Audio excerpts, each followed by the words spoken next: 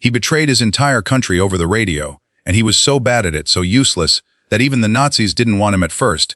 That's not the twist at the end of this story. That's just the beginning of it. 300 a.m., April 9th. The fjords outside Oslo are silent, black water, no wind, the kind of silence that feels wrong. Then engines, dozens of them, getting louder. Norwegian fishermen look up from their boats and see something that shouldn't be there.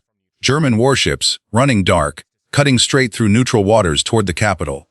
Within the hour, the sky is full of aircraft. Sirens rip through streets that have never once needed them. Families are standing in their windows in their nightclothes, staring up, trying to convince themselves this isn't real. It's real. Germany has invaded. Norway did everything right, stayed neutral, stayed quiet. Hoped the ice-cold Atlantic and the mountains would be wall enough to keep the war out. It wasn't. Norway had two things Hitler couldn't invade without: a coastline that never froze, and a straight shot to the Swedish iron ore keeping his war machine alive. Neutral or not, Norway was always going to be taken. That part of the story most people already know. Here's the part they don't. That night, while German troops were still fighting their way into the capital, the king and the legitimate government made a choice. They refused to surrender. They fled Oslo, vowing to keep the fight alive from wherever they had to run. And for a few hours, Norway's radio waves went completely dead, like the entire country was holding its breath, waiting to find out if it still had a government at all. Then a voice cut through the static, calm, steady, speaking like a man who had every right in the world to be there. He told Norway it had a new government now. His. He ordered Norwegian soldiers to lower their weapons.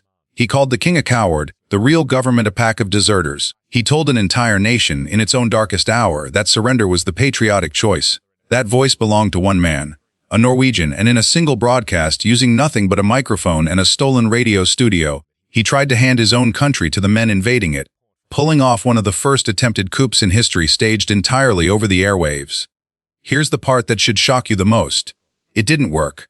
Not even a little. Norwegian officers laughed him off. The king wouldn't even say his name out loud. And the Germans, the men he was betraying his country for, looked at how badly he'd botched it and quietly pushed him out of the way. For a while, the traitor wasn't even useful enough for the invaders who needed him. That should have been the end of Vidkun Quisling. It wasn't. Because 2 years later, this same failed, humiliated man would be handed real power over Norway's police, its schools, its courts, and he would use every bit of it. What he did with that power is the part most documentaries skip completely. And what happened to him at the end, in a stone courtyard at dawn, is even harder to sit through. Both are coming up, so stay with us. His name was Vidkun Quisling. By the time this war ended, that name wouldn't just belong to him anymore. It would become a word, used in newspapers, courtrooms, and dictionaries across the planet, for anyone who sells out their own people from the inside. That's how deep this betrayal went. Deep enough to outlive the man who committed it. If stories like this, where one failed man still finds a way to bring an entire nation to its knees, grab you the way they grab us, hit subscribe to the War Files right now and turn on notifications. We dig up the darkest true stories World War II left behind, the ones your textbook was too afraid to teach. Now, let's rewind and find out exactly how a Norwegian officer became the most hated man in his country's history. Vidkun Abraham Lauritz Johnson Quisling was born July 18, 1887 in Fyresdal, a small, quiet farming community buried deep in the Telemark region of southern Norway. His father was a Lutheran pastor. His mother came from a respected local family. On paper, this is the most ordinary childhood imaginable. Quisling wasn't ordinary. He was sharp, disciplined, and hungry. The kind of hungry that scares people if you catch it early enough. He chose the military, and he didn't just do well. He obliterated every record on the books. Highest entrance score the Norwegian Military Academy had ever seen. Then the War College. Best results anyone had posted since the school opened in 1817. By 1911, barely into his 20s, he was already sitting on Norway's general staff, one of the most elite postings the country had to offer. Norway stayed neutral through World War I, so Quisling never fired a shot. Instead, he spent those years buried in theory, strategy, military organization, the mechanics of power. And somewhere in that isolation, something in him quietly rewired itself. He stopped just studying how wars were run. He started believing he knew how nations should be run, and that he was the man built to run one. Keep that in mind. Because everything that follows, the money, the politics, the betrayal, traces back to one man convinced the rules were beneath him. After the war, Quisling's story takes a turn nobody sees coming. He joined the legendary explorer and humanitarian Fridtjof Nansen on a relief mission into Soviet Russia, helping coordinate food aid during the horrifying 1921 famine along the Volga, a catastrophe that killed millions of people. On the surface, this should have been his finest hour. It impressed international observers enough that he was later stationed as a military attaché in Moscow, quietly running sensitive diplomatic work for both Norway and Britain. The British were so impressed, they made him a commander of the Order of the British Empire. Britain would strip that honor from him in 1940, the second his name became a synonym for treason. But we're not there yet. Because behind the medals, Quisling was already living a life that should have been a warning sign to everyone around him. In Russia, he met a teenager, Alexandra Voronina, and married her not long after her 17th birthday.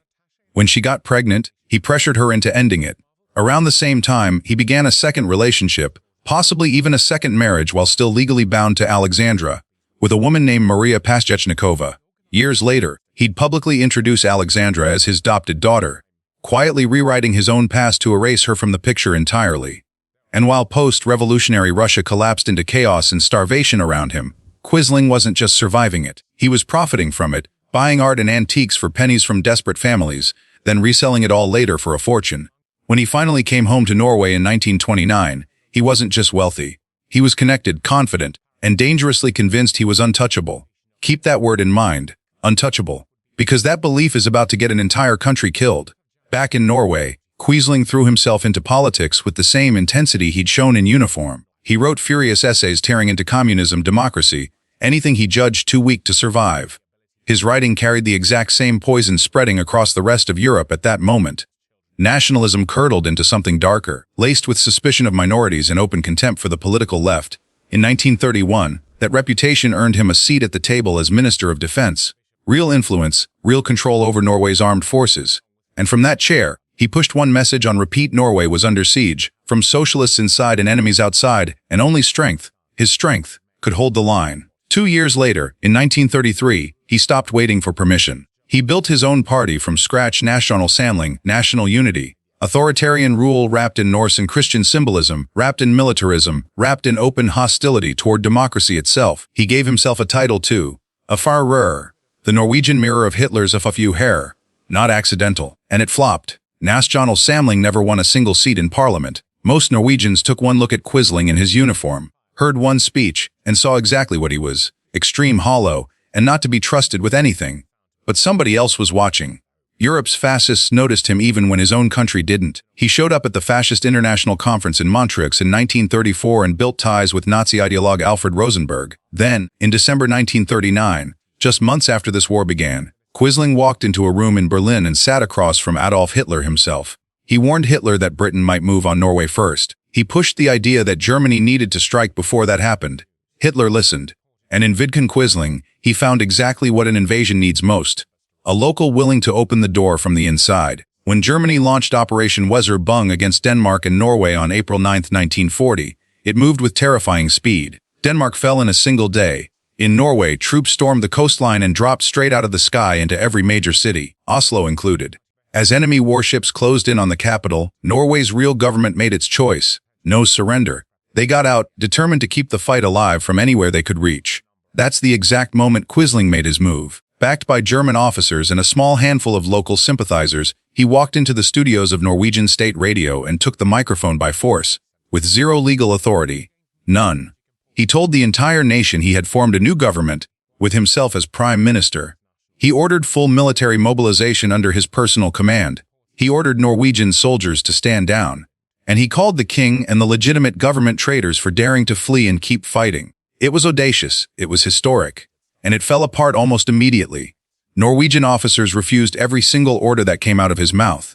King Haakon VII wouldn't recognize him, wouldn't appoint him, wouldn't even acknowledge he existed as a political figure. Even the Germans quickly realized Quisling had almost no support among ordinary Norwegians. And for a while, they shoved him aside to run the occupation directly themselves. But the damage he'd done couldn't be undone. In one broadcast, Quisling had crossed a line no apology on earth could erase. He had stood in front of a microphone and asked his own people to lay down and let the invaders in. Norway would never forget it. And it wouldn't forgive it either. Germany installed Joseph Terboven as Reichskommissar, handing him total control over occupied Norway. Quisling, humiliated, sidelined, but nowhere near finished, stayed close to power and waited. Eventually, Berlin decided it needed a Norwegian face to sell its occupation to the Norwegian people. On February 1, 1942, Quisling got his title Minister-President, officially the head of Norway's government. In reality, a puppet on Berlin's string, dancing whenever they pulled it. He liked to act like a ruler. In one sense, he wasn't wrong to. Foreign policy and the military stayed locked in German hands the entire time. But domestically, Quisling now had teeth, and he used every one of them. Every political party except his own was banned outright by law. He built up two forces of his own: the Herd, his personal paramilitary in matching uniforms, and the Statspolitiet, a state police that worked hand in hand with the Gestapo, hunting resistance fighters, underground activists, and ordinary citizens on nothing more than a rumor. People simply disappeared. Some resurfaced in prison camps, some never resurfaced at all. He didn't stop at politics. He went after Norway's children next. Quisling tried to force every school teacher in the country into a new Nazi-aligned teachers' union, rewriting what an entire generation would be taught. Norway's teachers said no, almost 1,200 of them, refusing en masse, in one of the most remarkable acts of civil resistance in occupied Europe. Quisling's answer was brutal. Roughly 1,000 of those teachers were arrested and shipped to labor camps in the far north, held in freezing conditions to break their will. Most of them never gave in. Norway's church leadership pushed back too. Bishops resigned in protest rather than serve under him, publicly renouncing a government they called un-Christian. And then came the crime that would define him forever. Starting in late 1942, Norway's Jewish population was targeted for arrest, stripped of everything they owned, and deported by ship, most infamously aboard the vessel Dono, toward Auschwitz and other death camps. Of the roughly 100 Jews living in Norway before the war, around 772 were sent away. Only a small handful ever made it home. Let that sit for a second. This wasn't a foreign army acting alone. A Norwegian government, led by a Norwegian man, helped hand its own citizens over to be murdered. Even as the war turned catastrophically against Germany, after Stalingrad, after Allied troops tore through Italy and France, Quisling wouldn't let go. He kept pushing propaganda. He kept staging parades. He kept insisting against every scrap of evidence that Germany could still win this. Ordinary Norwegians had heard enough. In the shadows, resistance networks grew bolder, faster, and more dangerous by the month, quietly building toward the reckoning that was coming for him. In the war's final, brutal winter, retreating German forces turned northern Norway, Finnmark and Troms, into scorched earth, homes burned to the ground, roads and bridges blown apart, tens of thousands of civilians driven out into the freezing dark with nothing. And Quisling, the so-called leader of Norway, could do absolutely nothing to stop it. His authority had always been borrowed, never earned, and the army it was borrowed from was now collapsing on every front in Europe. By early 1945, with Germany crumbling, Quisling was still clinging to the fantasy that history would eventually call him a patriot who made the hard choices. Norway had a very different verdict waiting for him, and it was closer than he thought. In May 1945, German forces in Norway surrendered, and the exiled government finally came home. On May 9th, Quisling walked into a police station and turned himself in, maybe still believing, somehow, that he could talk his way out of this.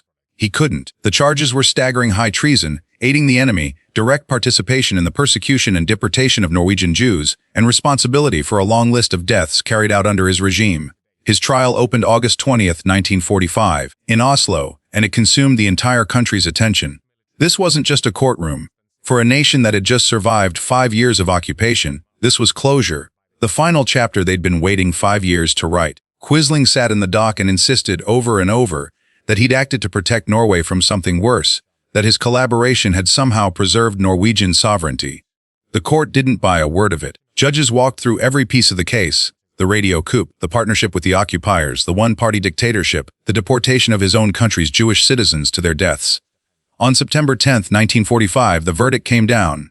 Guilty. Sentenced to death. In the early hours of October 24, 1945, Vidkun Quisling was taken under armed guard to Akershus Fortress, the same 600-year-old stone stronghold that had loomed over Oslo's harbor since the Middle Ages, watching over the city through plagues, sieges, and now, finally, his downfall. He was led into the fortress yard while it was still dark, cold stone underfoot, a firing squad already standing in position waiting. Witness accounts say he never broke, never confessed. To the very last second, he insisted he was innocent, that history would eventually clear his name, that Norway would one day understand what he'd tried to do. Norway didn't wait for history to decide. At approximately 20:40 in the morning, the order was given. The shots rang out across the fortress yard, echoing off 6 centuries of stone. And in that instant, Vidkun Quisling, the man who once dreamed of ruling Norway as its savior, died on the exact same ground at 58 years old as the most despised man his country had ever produced. No parade, no monument, no mercy. Just a courtyard, a firing squad, and a name about to be erased from every position of honor it had ever held. replaced, permanently, by something far uglier. Here's the strangest part of this whole story. Quisling's name didn't just disappear after his execution, it transformed into something else entirely.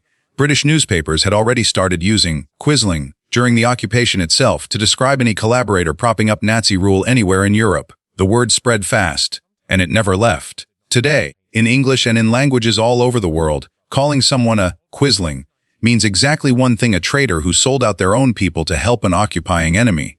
Think about that for a second. Most men who reach for that kind of power want a legacy, a statue, a street named after them. Quisling got the opposite. His own name turned into the permanent dictionary definition of betrayal. His former home in Oslo, Villagrand, now houses the Norwegian Center for Studies of the Holocaust and Religious Minorities, a place built specifically to document, in permanent, unflinching detail, the very crimes his government carried out. There's no ending more fitting than that. The house where he once imagined himself Norway's savior now exists purely to make sure nobody ever forgets exactly what he actually was. Vidkun Quisling believed history would remember him as the man who saved his country. Instead, he became one of the most infamous collaborators of the Second World War, and left his own name behind as a permanent warning to anyone tempted to walk the same road. If this story hit you the way it hit us, real people, real betrayal, consequences that echoed for generations, make sure you're subscribed to the War Files, because this is exactly the kind of history we dig up every single week. Tell us in the comments which World War II figure or event should we uncover next, and turn on notifications, because you do not want to miss what's coming.